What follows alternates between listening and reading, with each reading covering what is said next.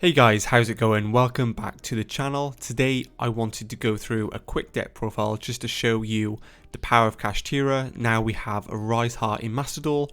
It's literally just dropped today and I jumped online and just quickly crafted up the deck. I'm only missing one Rise Heart, but I should be crafting that within the next couple of minutes. So yeah, if you guys didn't really play TCG for the last 6 or so months, you missed out on a really funny deck called Kashtira, which pretty much dominated the game since its release in Photon Hypernova, especially thanks to this incredible boss monster. Essentially what it is a XYZ monster that can be hard summoned using 3 level 7s, or if you use the effect of a Shangri Era, you can simply XYZ it on top of one Kashtira monster.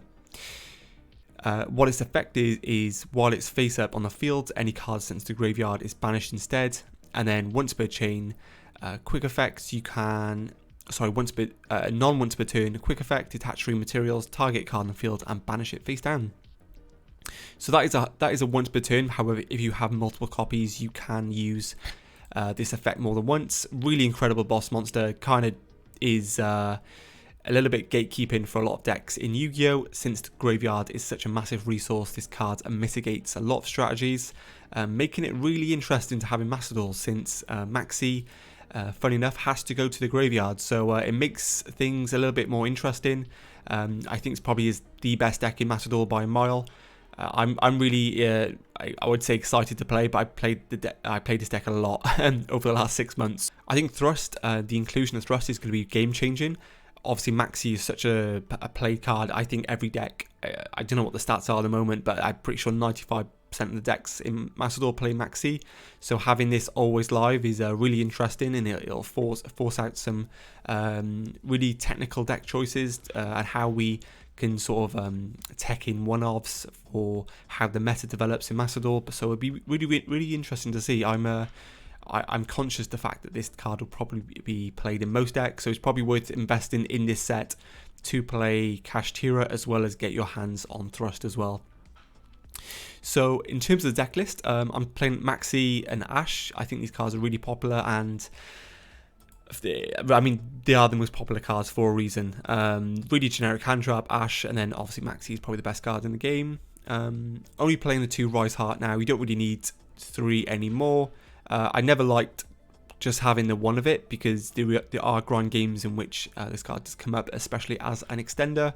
So yeah, 2 Rise Heart, 2 Shifter, which of course is not really debatable. I think you have to play it, although I would expect if you to jump on ladder right now, especially if you're platinum and above, you'd probably play all mirror matches. So there is a debate to potentially take this out of the deck, but we are playing Small Worlds on the deck, so we could facilitate some lines in which you can search engine using this, which I'll get onto in a minute.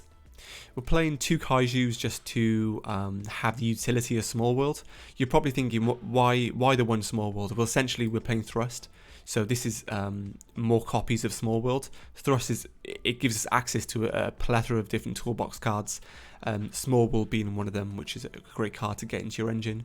So we're playing 2 Kaijus. These are level 7s, and you can normal summon them off birth if you're in a sticky situation. Sticky Kaiju, get it? Anyway. 2 Fenrir, it's limited to 2. If we could play more, we would. Not much to say about Fenrir, probably one of the strongest cards released in Yu-Gi-Oh! Over the last year. 3 Unicorn, this card is insane now. We have Theosis.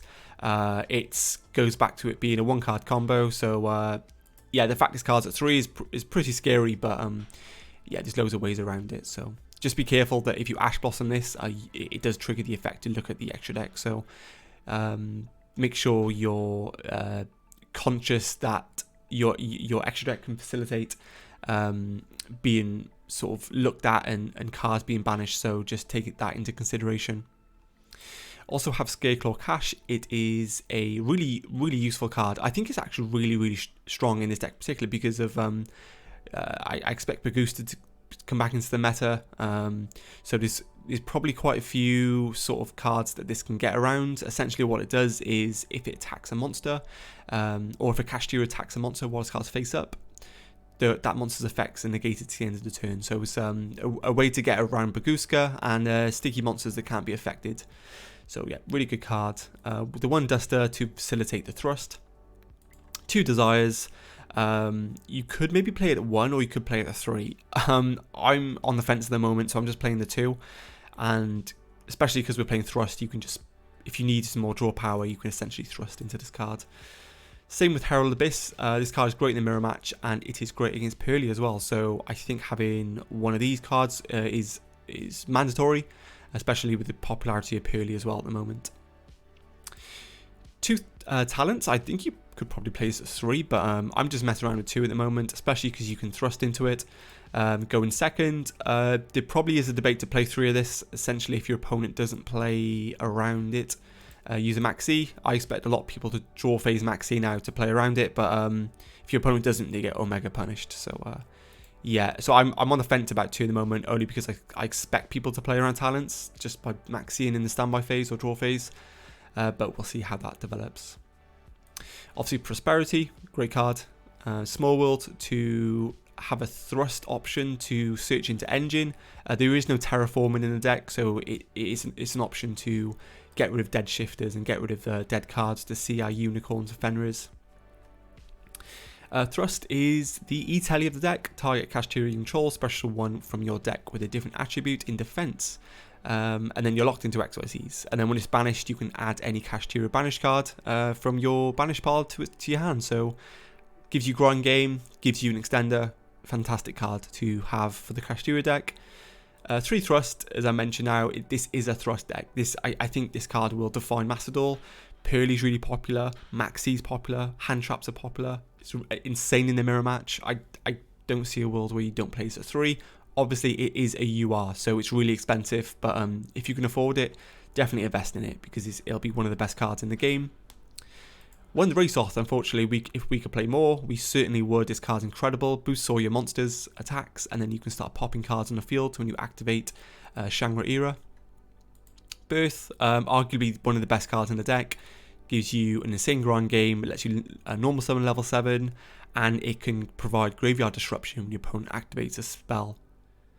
Book of Moon, I expect the mirror match to be really popular, and as you guys know, if you play the TCG, this card is a blowout against Kashtira. Book of the Moon, the unicorn normally means that they can't search or extend as they have a monster in the main monster zone, and yeah, they have to either, it puts them on having another birth for the normal summon, and yeah, it's really tough to play around this card. I think it's a great inclusion, especially as it has utility going second against Pearly.